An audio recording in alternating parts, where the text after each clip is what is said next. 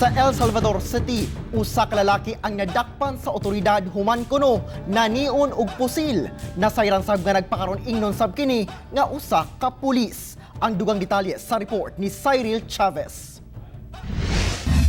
Dala ang search warrant gisulod sa kapulisan ang balay ni Romeo Parlares sa Zone 3 Barangay Mulugan, El Salvador City, Misamis Oriental. Nakuhaan siya og mga armas nga walay mga lisensya.